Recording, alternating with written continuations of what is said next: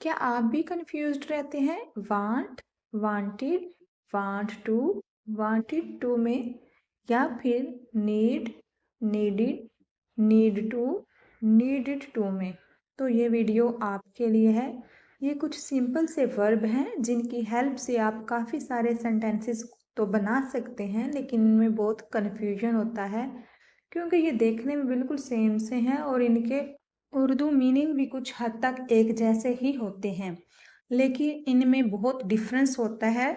सो आज की क्लास में इनको तफसील से समझने वाले हैं, तो वीडियो को कंप्लीट वॉच कीजिएगा ताकि आपको जब भी इन वर्ड्स का यूज़ करना हो तो आप बगैर किसी कन्फ्यूजन के इनको यूज़ कर सकें। सबसे पहले हम बात कर लेते हैं कि वांट और नीड का क्या मतलब होता है, क्योंकि इनसे ही बाकी के वर्ड्स बने हैं। जैसे वांट से wanted, want to, wanted to. इसी तरह से नीड से needed, need to, needed to बना है।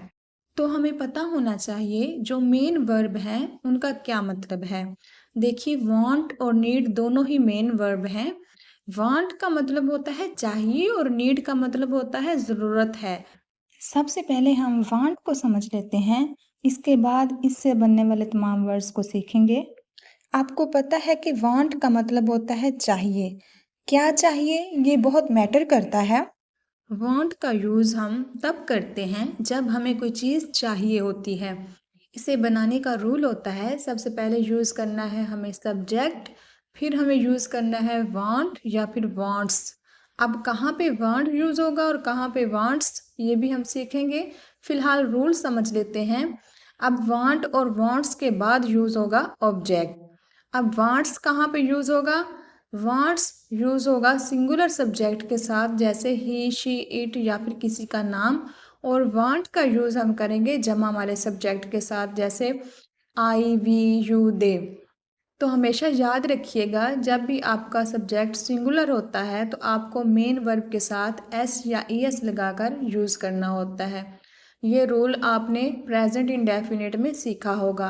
अब यहाँ पे जो वांट है वो भी एक मेन वर्ब है, इसलिए जब हमारा सब्जेक्ट सिंगुलर होगा तो हम इसके साथ एस का यूज़ करेंगे।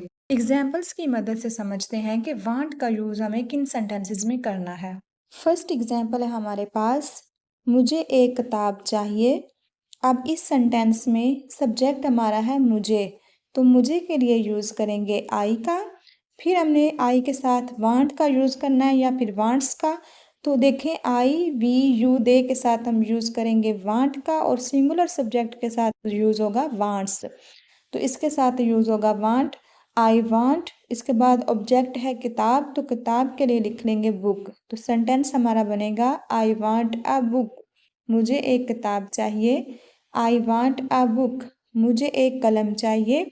अब इसमें भी सब्जेक्ट आई ही है।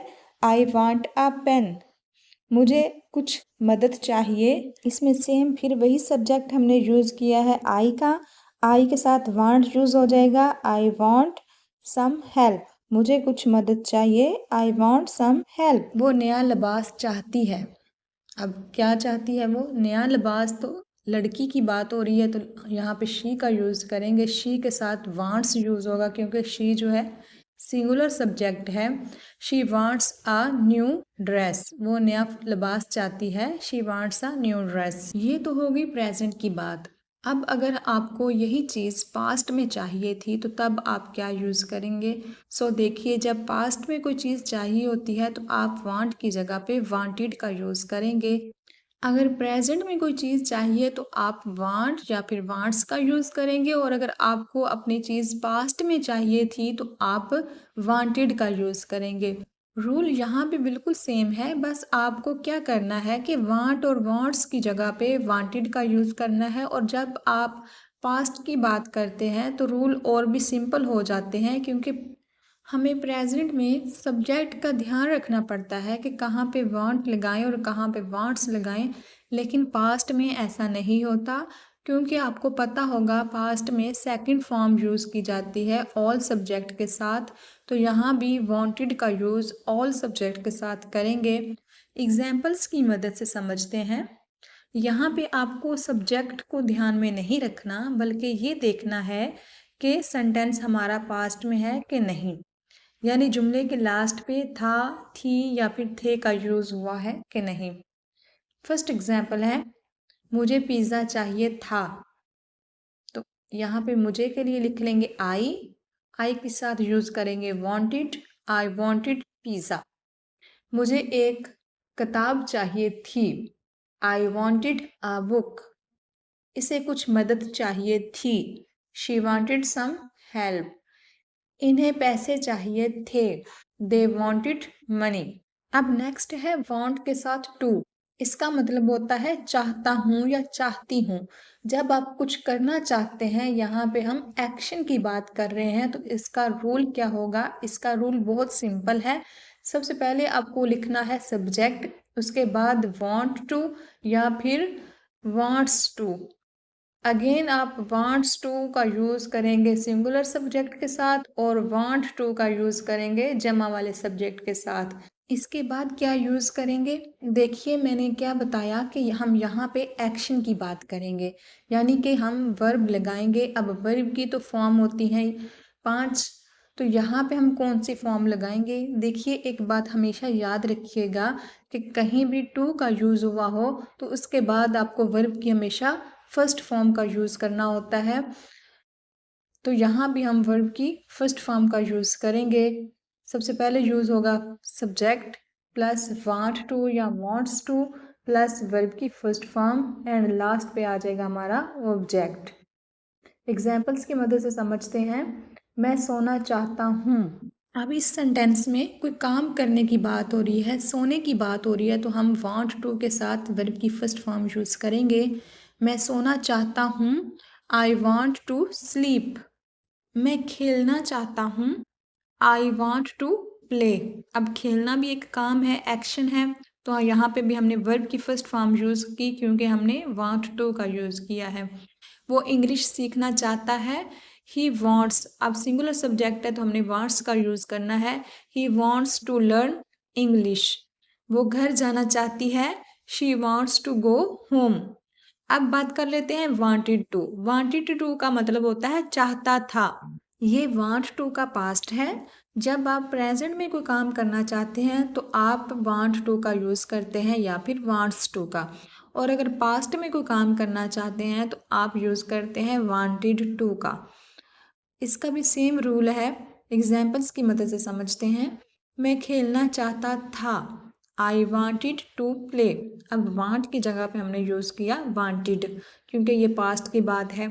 میں سونا چاہتا تھا، آئی وانٹڈ ٹو سلیپ۔ وہ انگلش سیکھنا چاہتا تھا، شی وانٹڈ ٹو لرن انگلش۔ وہ گھر جانا چاہتی تھی، شی وانٹڈ ٹو گو ہوم۔ اب بات کر لیتے ہیں نیڈ اور نیڈڈ کی۔ نیڈ کا مطلب ہوتا ہے ضرورت ہے اور نیڈڈ کا مطلب ہوتا ہے ضرورت تھی، اور نیڈ کا یوز ہم پریزنٹ میں کریں گے اور نیڈڈ کا یوز ہم پاسٹ کے سینٹینسز میں کریں گے۔ ان سینٹینسز کو بنانے کا رول بھی سیم ویسے ہی ہے، صرف آپ کو وانٹ کی جگہ پہ نیڈ کا یوز کر دینا ہے اور وانٹڈ کی جگہ پہ نیڈڈ کا یوز کر دینا ہے، باقی سیم ویسے ہی رول ہے۔ ایگزامپلس کی مدد سے سمجھتے ہیں۔ انہیں کھانے کی ضرورت ہے، دے نیڈ فوڈ۔ انہیں کھانے کی ضرورت تھی، دے نیڈڈ فوڈ۔ اسے قلم کی ضرورت ہے، شی نیڈس اے پین۔ اسے قلم کی ضرورت تھی، شی نیڈڈ اے پین۔ کل مجھے پیسوں کی ضرورت تھی، آئی نیڈڈ منی یسٹرڈے۔ انہیں ڈاکٹر کی ضرورت تھی، دے نیڈڈ اے ڈاکٹر۔ مجھے پانی کی ضرورت ہے، آئی نیڈ واٹر۔ اب بات کر لیتے ہیں نیڈ ٹو اور نیڈڈ ٹو کی۔ یہ بھی سیم ویسے ہی ہے، ان میں بھی ایکشن کی بات کی جائے گی، کوئی کام کرنے کی بات ہوگی، اور جہاں پہ ہم نے نیڈ کا یوز کیا ہے وہاں ہم نیڈ ٹو کا یوز کر دیں گے، اور جہاں نیڈڈ کا یوز کیا ہے وہاں ہم نیڈڈ ٹو کا یوز کریں گے۔ ایگزامپلس کی مدد سے سمجھتے ہیں۔ مجھے پڑھنا ضروری ہے، آئی نیڈ ٹو اسٹڈی۔ یہ بھی کوئی کام کرنے کی بات ہو رہی ہے تو اس میں ہم نے نیڈ ٹو کا یوز کیا۔ ہمیں اسکول جانا ضروری ہے، we need to go to school. اسے ٹکٹ خریدنا ضروری ہے، she needs to by a ticket. انہیں جلدی نکلنا ضروری تھا، دے نیڈڈ ٹو لیو ارلی۔ اسے دوائی خریدنا ضروری تھا، she needed to buy medicine.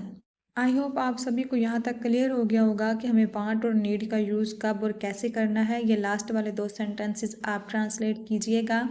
मैं आइसक्रीम खाना चाहता हूँ, मुझे नया फ़ोन चाहिए। आई होप आज की वीडियो भी आपको अच्छी लगी होगी, कुछ नया सीखा होगा। अगर वीडियो अच्छी लगी है तो वीडियो को लाइक कर दे और चैनल पर न्यू आए हैं तो चैनल को सब्सक्राइब कर लें ताकि हर न्यू आने वाली वीडियो का नोटिफिकेशन आपको मिल सके। मिलते हैं नेक्स्ट वीडियो में। Thanks for watching.